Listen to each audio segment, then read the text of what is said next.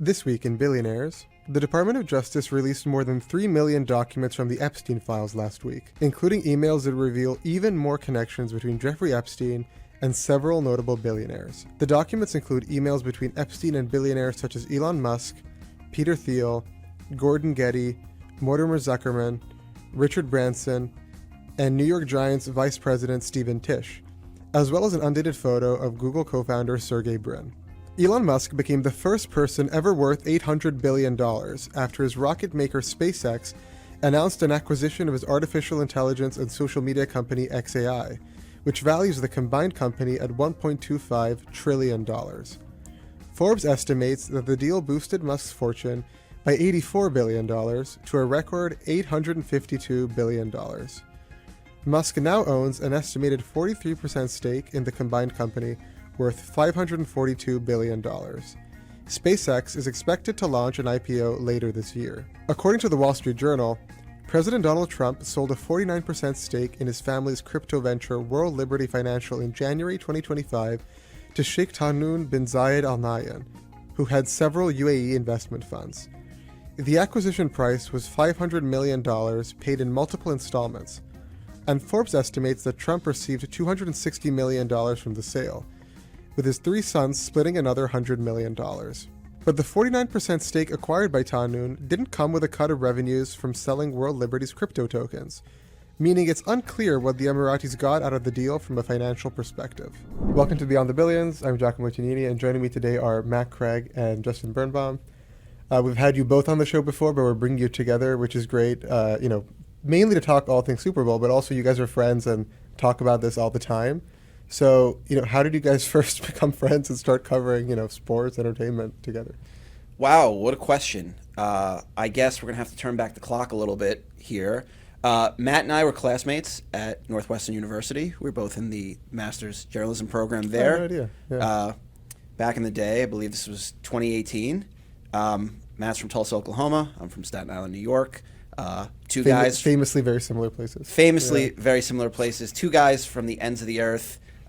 United under a common goal. Candidly, we were all strangers in a new place, and I kind of lured Matt in when I offered to buy him Shake Shack for his birthday, which kind of happened right when we started school. And from that point on, he's been stuck with me ever since. How does that check out, Matt? No, that's accurate. He bought my friendship with Shake Shack. That definitely is true. Also, I distinctly remember, we got out of grad school and we were, all trying to get jobs and stuff. And I actually sent him the job posting for the first Forbes job that he got.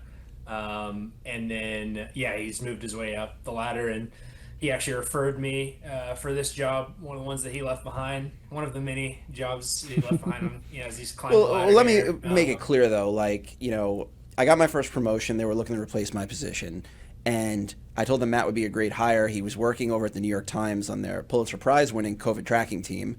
That ended up wrapping up, but not at the time Matt had left. And Matt had freelanced with us for Under 30. We worked on the Under 30 Europe list together. So Matt had kind of gotten to know the people here a little bit. Some people who have since moved on. And, I referred him, and to be clear, they still put him through the rigor. I think he did something like 6 interviews or whatever. But I knew Matt's a great candidate. He's proven it. I think, obviously with what he's expanded out into entertainment and stuff. I'm just going to glaze my buddy here as much as I can. No, that's what we're here for. He does a great job. It was a rigorous process, but they had a good one in him. So I knew it was going to work out. Well, that Shake Shack was a good investment for you. And, we've been mixing business and friendship ever since. Yeah. Well, so, to move on to something that might spark more rivalry, I don't know exactly what you guys' fandoms are, but Justin, you've covered all things Super Bowl for a few years now on the Sports Money team. You also have the perk of going there, so break it down for us this year. Yeah, so going to be the second Super Bowl for me. Last year was in New Orleans. Great experience and stuff. Was on the ground there with our assistant managing editor, Brett Knight. The Super Bowl is a great opportunity because you really get a convergence of everyone in the sports world. Kind of the only downside is that and NBA All-Star Weekend happen back-to-back. So those usually kind of run into each other. So it's hard to kind of do both of those. But those are usually great. You get agents, bankers, all different kinds of CEOs, tech companies. They're all on the ground. They all see the value in meeting with each other. This year, one thing we're doing different, I'm actually really excited for it, is at the Super Bowl they have a setup called Radio Row, which is inside a convention center, and different TV networks, channels, podcasts, there's all sorts of media types, get spaces and set up, and whether it's athletes, CEOs, team executives, they all kind of roll through and they kind of have all the media in one place. We're doing a video setup this year. Brett Knight and John Palmer, our video producer, are going to be on the ground with me. We've got a bunch of awesome CEO and team executive interviews lined up already. I'm sure when we're on the ground there, we'll grab a bunch of different ones as well. So super excited for that. We haven't done that before, and can't wait to do it. How do the seats that you guys get compare to regular tickets? So we're seated in the press box, but usually at these big events, they have to open up auxiliary press spaces. And in my experience, that could just be taking a section of the stands and putting desks over it. Last year, we were seated in the auxiliary press box, and I believe in the Caesars Superdome, the regular press box is kind of in the corner, but the auxiliary one was right on the 50-yard line. So even though we weren't kind of in the main press area, it was still a pretty good place to take in the game. And it's obviously we all go into this business, because we have a love for sports. So being able to experience that was great. And I would think I was there like 2, 3 in the morning filing a story, but after that, kind of just looked around, took it all in. I mean, you'll take that as sort of the price to pay for. Justin, I'm curious, having obviously watched the Super Bowl your whole life and then going to it, is it better as a TV experience? I feel like football in general, I think is better on TV, but was it better to be there or watching it? I mean, I agree. By and large, football has become this very optimized TV experience. I mean, it's hard for me to say because this was my first one last year, so the experience was just kind of very, someone who grew up a sports fan, obviously, really aspired to work in sports journalism. This was kind of like a full circle moment for me. So, it was work, and I kind of kept in that mindset the whole time. But it was impossible not to take all that in. But it really depends kind of where they set you, how the game goes. I mean, seeing the halftime show in person is always kind of a really cool thing as opposed to watching it on TV. The one thing you really miss out on is I have not seen a Super Bowl commercial from last year. Some of them pop up on, social media, Reels or TikTok. The compilations. After. You see some of it, but traditionally I do spend a lot of time watching all the Super Bowl commercials. I don't get up during the games, but listen, I'd take going. Incredible experience. Just a great byproduct of the work I get to do. Yeah, and I'm sure, like you were saying, when you were there, you're rubbing shoulders with a lot of sources and people that you talk to a lot for your beat, but you also do the story usually every year, and the team does it in general, about the owners, right, behind the team. So who are we looking at this year? Yeah, that's been a Forbes staple, obviously. We are the preeminent wealth tracking publication, so we have this exhaustive list of billionaires, so there's kind of a natural overlap. NFL teams are so valuable now that huge asset, right? Yeah. It's hard to find a team that doesn't have a billionaire owner. But this year, the Patriots are owned by the Kraft family. Robert Kraft, obviously, bought the team 30-something years ago. The Seahawks, on the other hand, are owned by the estate of Paul Allen, who was one of the co-founders of Microsoft. He's since passed away, and at one point, the team will be sold, and I believe the proceeds are going to be donated to charity. But for now, his sister, Jody Allen, is the chairperson who's overseeing it. And how much does the team's performance, whether it's the Super Bowl or in general, affect the team's value and to the owners? So the short answer is it doesn't really. For example, if you go on a playoff run and you go to the Super Bowl, you earn extra money depending on how the league economics work by having these extra games, especially if they're home games. But the reality is when you go to the Super Bowl, it's a neutral site game. Chances are you're going to send a lot of people. There are a lot of costs associated. If you win, you're going to host a parade. In the short term, winning a Super Bowl probably costs more money than it does for the franchise's appreciation. What you really want to look at is sustained success over a long period. And I think the Patriots are a great example of that because they were not, one of these top tier franchises before Bill Belichick and Tom Brady combined for 6 Super Bowls. By winning 3 in the first dynasty and 3 more in the second one, they established themselves as a global brand, a dominant piece on not just the American sports landscape, but around the globe. And that type of success over long term breeds different kinds of financial success. I mean, the NFL is very interesting because the centralized money that comes down from the league to every team is basically enough to kind of cover your expenses. I had one banker, I use this line all the time. One banker once said to me, you can't screw up an NFL P&L if you tried because you just get so much money from the league. But there are other ways like these teams figure out how to find success, and obviously sustained winning over a long period of time is a great way to build a brand. And I And think that's what gets you that value, right? The actual not solely, branding, but yeah. it's a key thing there. Yeah. Like if we're gonna go outside of football, one thing you look at is the Golden State Warriors, and Mm-hmm. they're the most valuable team in basketball, and they're looked at as the gold standard. Pun sort of intended there. Good pun there. Yeah. That doesn't happen without Steph Curry and the Mm-hmm. dynasty they built, that level of success that reshaped the franchise. So in the short term, like you win a Super Bowl, like, if the least valuable team won a Super Bowl tomorrow, it wouldn't, push them up too much. But branding, stadium economics, having a good building. I mean, the Chiefs had an incredible run of success. They're not near the top of the rankings. So I think that's one way to look at it. Is there one thing that you would say does affect the valuation of the team? Like, I guess what's coming to my mind is like building a new stadium. Like when I think about the Yeah. Chiefs, and Arrowhead, I guess, is there one thing that a team could do that actually would affect their valuation? I mean, I would say there's many things they can do, but you're right. Like building a new stadium is a great way to kind of unlock different kinds of revenues. I mean, we've seen a lot of teams across different sports leagues engage in new premium seating opportunities. Brett Knight from our team wrote about that kind of in detail. Having these premium spaces is a way to kind of unlock different kinds of revenue that wasn't previously there. I mean, you have a stadium, you have a fixed amount of seats. And regardless of how ticket prices trend, you're always only going to be able to sell the maximum amount. So premium is a way to cut into that and be able to charge, for a different experience of this or that. On the stadium side too, you're also talking about sponsorship, and whether it's dynamic sponsorship, being able to kind of have permanent signage, being able to have different assets. Like you have to have things to sell, and when it's not your building or it's an older building, they're not really optimized for these kinds of things. And stadiums are obviously planned and built years out, and they look to what's happening and kind of how they can capitalize and what's working around the league.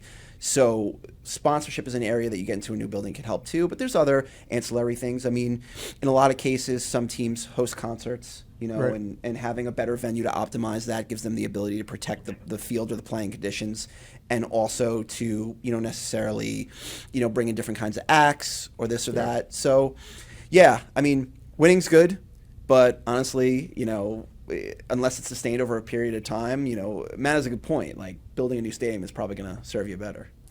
Yeah, I think from the media side, which is obviously like what I cover, that is kind of like the primary revenue driver for these teams. And I mean, obviously, like broadcast television really exists now primarily to broadcast football. I mean, it gets talked about every year, but football is like, football is television. 93 of the top 100 rated TV shows are football Dominates games. Nielsen, Yeah. Absolutely. I mean, I wrote a story about how, some of the Nielsen stuff needs to be taken with a grain or a bucket of salt, but like somewhere around 120 million people watch the Super Bowl game, and the demand is, seemingly endless. And so the rights continue to go up and up, and the league gets richer, and the teams and the players get richer. And I know a lot of people like to speculate about that bubble bursting, but so far it just it keeps getting bigger, and really the actual effect of that is these media companies having to cut spending in other areas like scripted. But this is this Super Bowl is incredibly meaningful to NBC this year, obviously using it to promo into the Olympics as well. And so as a television night, literally, this is the Super Bowl of television, being the actual Super Bowl for NBC and promoting all their other properties as well. Yeah, for those of us, Matt, like you and I, who don't have the same fortune and hard work that Justin put in to be able to go there, but we're going to be watching it. Obviously, the halftime show is going to be a big deal. This year's one will be by Bad Bunny. What was the reaction, when that was announced?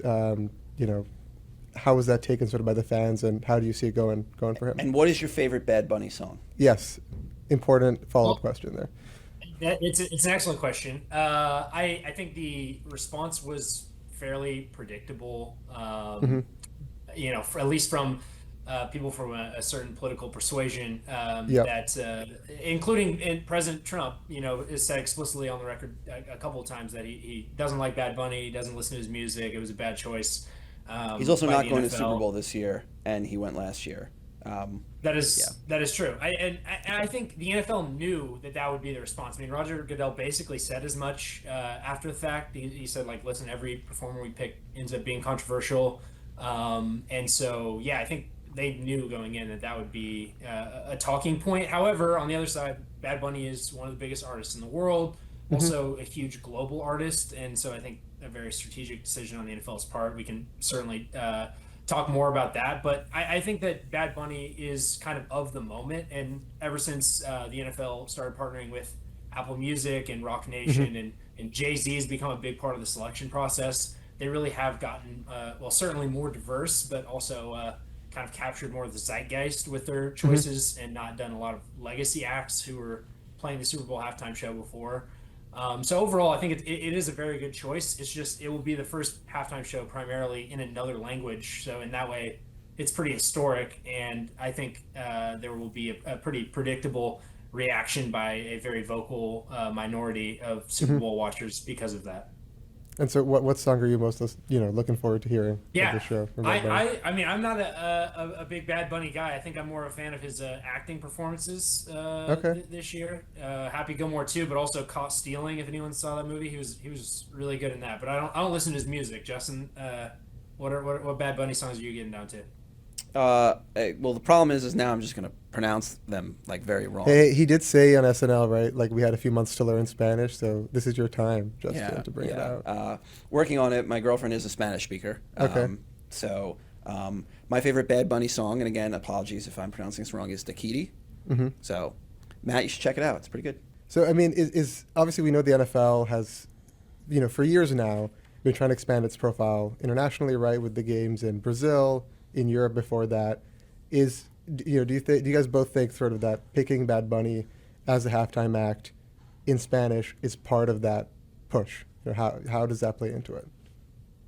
Yeah, I think this was 100% a strategic business decision. I mean, they've already played a ton of international games, mostly in Europe, Hmm. but as you mentioned, Brazil and Mexico, and the assumption is they'll continue to expand that. And I mean, really, like purely from a business perspective, the NFL is approaching and possibly nearing, saturation in the domestic market. I mean, at a certain Hmm. point, they will have tapped out all of the money they can make in the United States, even though it's an insane amount of money. And so, if they want to keep growing revenue wise, they're going to have to turn to international markets. I mean, it's really the same strategy that like Netflix has embraced over the past few Hmm. years, increasing their content spend in other countries where they think there can be more people to sign up for their service. Very similar here, international fan base can lead to new sponsors, can lead to new people buying merchandise, can lead to new people watching these games and expanding the total viewership. And so, yeah, when you pick an artist like Bad Bunny, who is going to appeal globally to everyone, but also especially Spanish speakers in a large portion of the world, I do think that it's going to have a reach and an appeal that other Hmm. halftime shows. I mean, every halftime show is huge, but I really will be curious to see in viewership, but then particularly maybe like the YouTube views afterwards, if this one reaches more people than halftime shows past. Yeah, and you always write this fascinating story every year, which I I sort of already know the answer to it, but then I read it anyway about how the halftime act doesn't actually get paid for it, but then they kind of get the benefits from increased streams each year. Um, how big of a deal is that for these artists who are already also like massive household names, right? And who are the top five paid halftime acts of all time? Yes. Going back, at least in recent memory, no halftime acts have been paid for the Mhm. performance outside of like a union mandated minimum. But the Right. fact that they're still able to get the biggest artists in the world kind of tells you how valuable, that platform can be. I mean, Usher launched a new album off of the back of his show. Obviously, Rihanna had like a Fenty Beauty brand Hmm. plug that pushed, her net worth up to $1 billion. Kendrick Lamar last year kind of was the first hip hop artist to have an all stadium tour, which he launched on the back of Hmm. the Super Bowl performance. And then every year Spotify comes out with 300, 400, 500% increases in streaming for those artists, and so that money goes very small percentage of that money goes directly into the artist's pockets as well.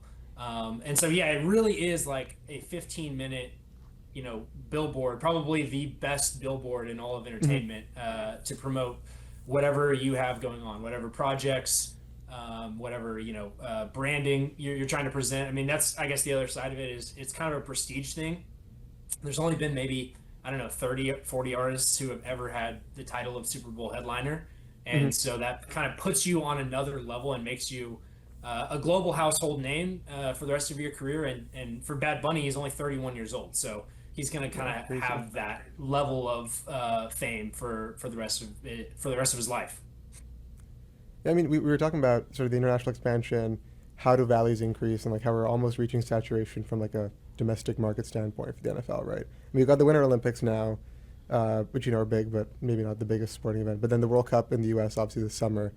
Like, do you both think sort of on the entertainment side, on the sports and valuation side, the NFL still has a ton of room to grow as it starts competing more internationally with eyeballs for soccer, for example, with that even coming into the U.S. this I year. mean, the sense I've gotten is that people do not think the NFL is slowing down in the short term. Hmm. I guess, like, logically, you do have to think about how high their domestic media rights can go one day. I mean, the last package of deals was something like over 110 billion over like an Wow. 11-year stretch. So when those deals come up, obviously you think about, okay, how much bigger can the package be this time around? Hmm. As Matt pointed out before, football dominates Hmm. TV at this point. It is truthfully like the one of the last, if not only, things people check in for live, Hmm.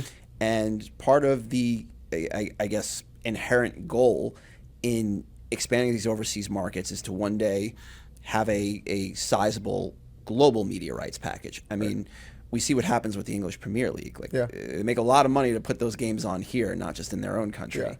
Um, you know, I don't know the level of which American football, will catch on to European fandom.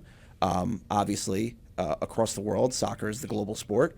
Hmm. Its popularity is unmatched, and there are a lot of people banking on that popularity coming here and that being a new wave of commercial opportunities for, Major League Soccer Hmm. and other associated things. But I mean, that would be the upshot there. If you can be popular on a global basis, there's more money to extract from other, media companies and TV providers.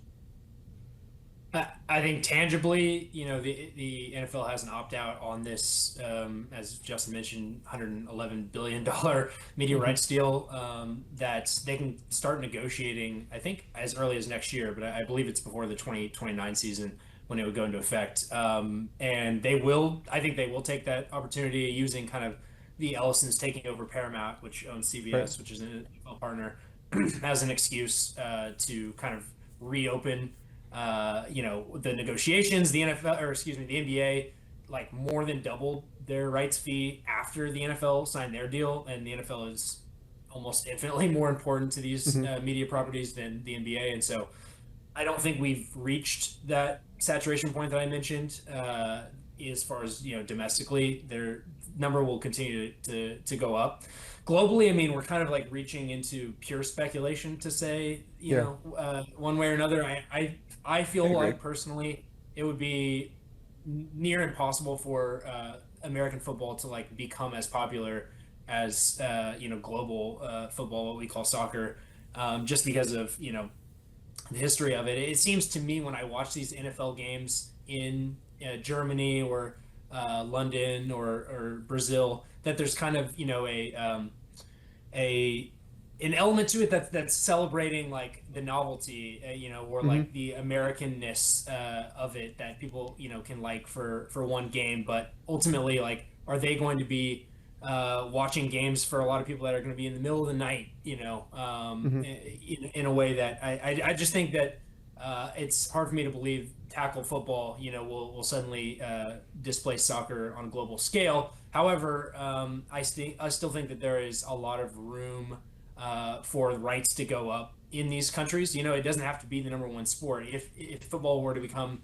let's say, the number three sport in a lot of countries, there's a lot of money for the NFL to make with all those individual media rights deals. Yeah. I mean, there are steps. Yeah. Like they play a handful of games overseas every year. And those do well, right? Those For do now, yeah. those do Yeah. very well, Yeah. and it's hard to imagine, them getting to a point where they're going to do that every week of the NFL season. Like to Matt's point, like the novelty or kind of the limited scarcity of it does drive interest, and I think the league wants it that way right now, as it sees this time as kind of an incubative period for that kind of I've heard fandom. expanding the schedule into every team has to play one international game per season, something like that. I mean, they've already made this season or the schedule one game later, so they could do this even without adding. But something like if every team had to play a game overseas, that opens up a ton of opportunity for games. I could see something like that happening. You see things floated though too, like could you put a franchise in England? Or I think there's never been kind of any indication that this is actually in the works, but I've heard kind of whispers before of like an international Super Bowl. Like, could you play it in London, and what would be the impact of that?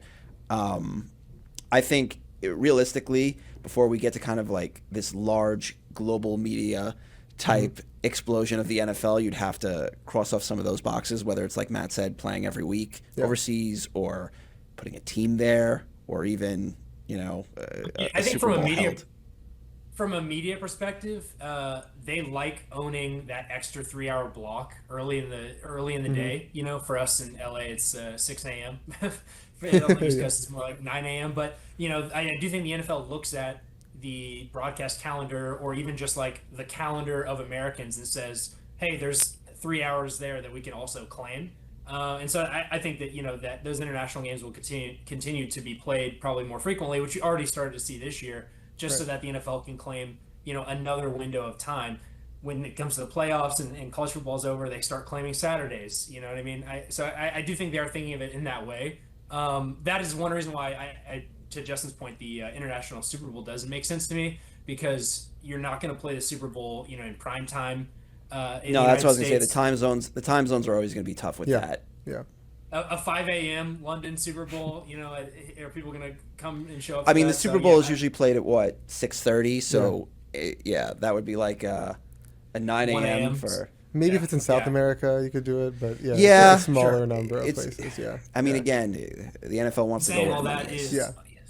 Yeah, my point in saying all that is I do think that the media and the NFL are kind of like tied together so tightly that a lot of strategic NFL decisions will be made based on TV in those TV windows.